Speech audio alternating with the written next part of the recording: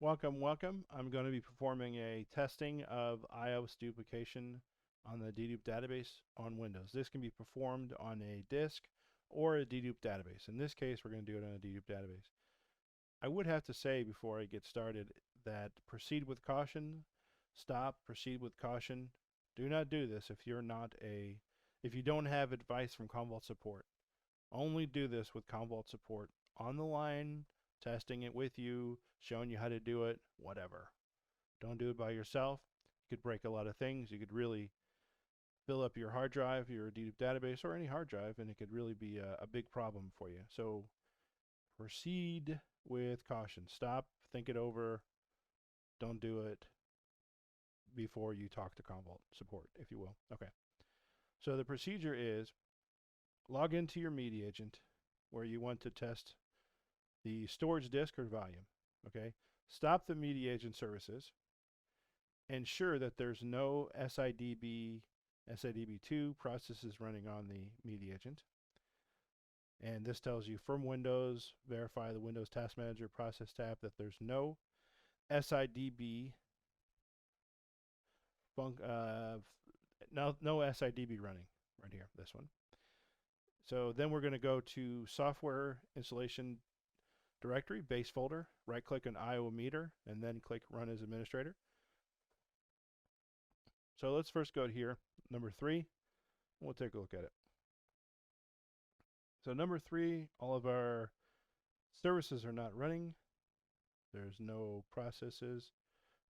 There's no SIDB anything, nothing running like that. Good. Go to our task manager. Look at our SIDB. Nothing running on SIDB. That's great. Perfect. Good. So that takes care of number 3. Okay, next one we go to number 4. So go to software installation directory, base folder, right click on the IOmeter, and then run as administrator. Okay, let's do that. Software, program files, Commvault installer. Oh, content star, base, and then IOmeter, right. Okay, right click and run as administrator. All right. So what does it say next? Oh, okay, you're supposed to say agree. Did I say agree? Yeah, I guess I said agree. Let's find out. It didn't prompt me to say agree. Okay, so anyway, that's fine. All right, in the topology panel, expand all manager, media agent, delete all workers except for one. So this little icon here, I'm going to click on. This one right here, you can see it. And I'm going to delete all workers except for one. Go over here.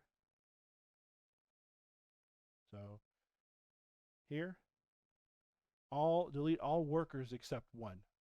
This one right here, this is the disconnect selected worker or manager. That's what they're talking about, this icon here, this little icon right here. Okay, do that. I just have one listed, fine. On the disk target, select the appropriate options. Okay, represents physical drive, have no partition on them, represents the drives that need to prepare before the test. There are volumes that do not contain, oh, yeah. These are the volumes that do not contain the iobw.tst file. So that's the file that's going to be huge. It's going to fill up your drive, essentially. So that's the one we want here. I'm going to select here. We're going to select, that's where my DDB is. I'm going to select that.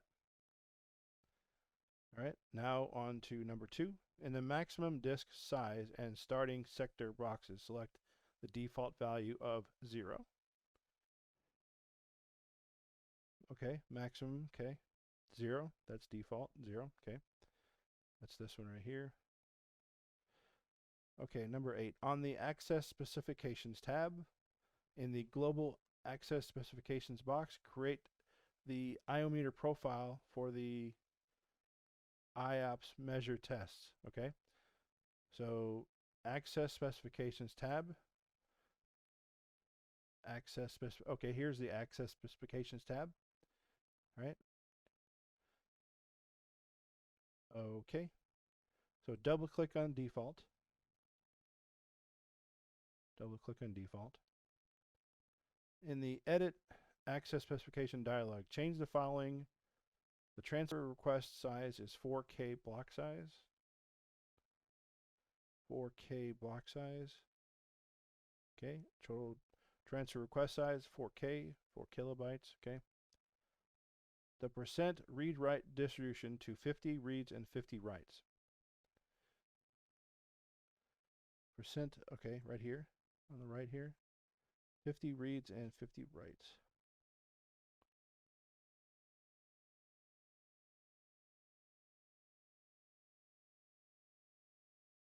Okay. The percent random sequential distribution to 100% random. Okay, it is right here. It's already set to 100% already. All right, click OK and click Add. So click OK, then click Add. Okay. All right. The recommendations is specification profile close to the image the way the disk accesses by C-tree database lookups. To run IOPS with multiple threads from the IO meter, click Start Duplicate. Okay, so I need to start a duplicate of this worker on this manager to create a duplicate worker thread. So repeat this step to create a total of 8 worker threads. So that means start a duplicate of this worker, that one times 8, meaning 8 worker threads. It is here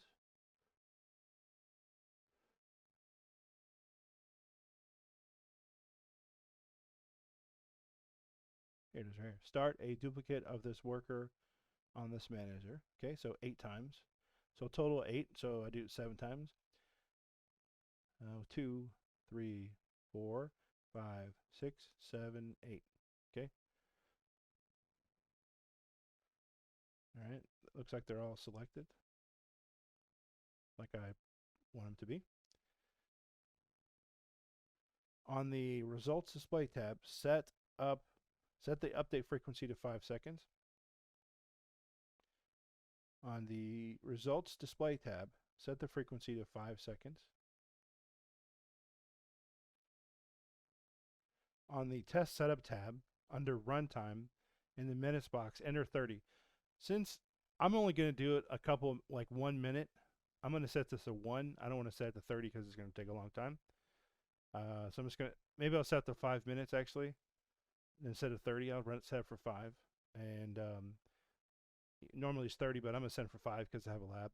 So on the test setup tab, under runtime in the minutes box, set 30. So test setup tab, on the runtime, set it to 30 minutes, but I'm going to set it to 5. Okay. From the IO meter toolbar, click Start Test to start the test. Okay, before I do that, I want to tell you, I've done this before, but I'll tell you. And I had to have Commvault walk me through, so it's not a big deal. Because they know what they're doing, $1 billion company. I'm not a $1 billion company. They know what they're doing. Not that I don't, but they're $1 billion. They do this all the time, so hundreds of times. So anyway, so during the preparation, so this right here, this IOBW test, this is going to fill up that drive. So you're going to see that drive. Let me show you the drive. So we're going to do this drive here, the D drive here. Look at it, has 93 gig free, right? When I do this test, it's going to put that file in there.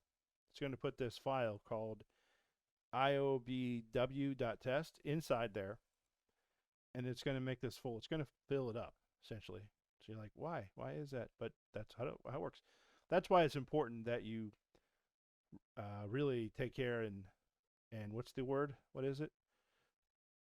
Proceed with caution before you do this. Proceed with caution before you do anything. Go over, talk it over 3-4 times. Only do it if support tells you to do it. I would normally recommend you do it just out of, oh, I'm going to do it. Don't do it that way. If support tells you to do it, you're having issues, call support, have them issues, and then do it that way. Otherwise, you don't need to do it. Okay, so I'm going to start the test, and during the preparation, an iobw.tst file, it purposely fills the drive, and therefore any capacity related alert must be ignored. So if you have any monitoring turned on, you have to turn that off. In the Save Results dialog box is going to pop up after it's done. Select a file to store the test results and click Save. Okay, so what happens is it's going to go from a stop to a, when it's done, it's going to click on this right here. It's going to say stop. Let me show you what it looks like. So we're going to run the test right now. So everything is set up. We're good to go. We click on this green flag here. It says start. When I start that, you're going to see this right here is going to highlight. And then when it's finished, you're going to see this one highlight, the stop. So it's going to go green over to the stop all here. It's going to highlight that, meaning you can abort the test if you want to. And when the test is completed, this is going to show up. The stop is going to show up. So let's click it. So I'm running the test. I'm putting the results somewhere, put it in the desktop, let's say. And now you see this right here is started. This icon is highlighted. When it's finished, after the 5 minutes is done, where do we set up our test? So test setup. After 5 minutes has been met, it's going to change to this right here. You're going to see this highlighted. So I'm going to come back in 5 minutes when the test is done. Now the test and 5 minutes is up now, and you notice has changed from stop all to stop, and you see our drive here, E drive, is full. Double click on it. That's the file I was talking about right here. See that right there, the iobw.tst file. If we click on our thing here, so now we should be click stop current test and save results. So let's do that.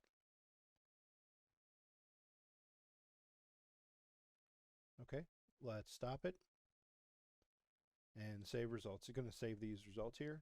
We open that results with, let's edit. It's going to be like a CSV file, and it's going to have information about your disk, performance, whatever, things like that. Yeah. Okay. Let me show you what it looks like. Yeah, it's going to have like the version, the CPU, the processor, all that information here. Data, details, whatnot, timestamp. Yeah. Now, let's go back to our thing here. The test stops and the final results save, okay? Results.csv file. Obviously we didn't move the DVD, so it's fine there. Yeah. So that's the test, right? And then you give that to Commvault support, obviously, and then they tell you, yeah, your drive is good or something, you know. Anyway, so, and before you do anything else, you should close the IOmeter application, and then delete this file. That's the one you should delete. Really important that you do that, because that's fill up your drive. Yeah, that's going to fill up your drive, because stop, proceed with caution. Yes, proceed with caution. So only you can help yourself not to break your Commvault environment. Do your due diligence and make it happen. Afterwards, just turn back on your Commvault, your media agent services, and proceed with normal activity. Now, obviously, you want to do this during the nighttime. I'm sorry, during the daytime when, assumably, there's no backups running. And you want to get some sort of window of opportunity, if you will, to do this from your leadership or company or whatever, or your customer. You support a customer, let's say, and you're a vendor, you're a consultant, whatever. You want to get, obviously, you want to get permission from your vendor to do this, so no downtime occurs. Yeah, so that's the test. So that is the IOPS of Deduplication database disk on Windows. Thank you very much.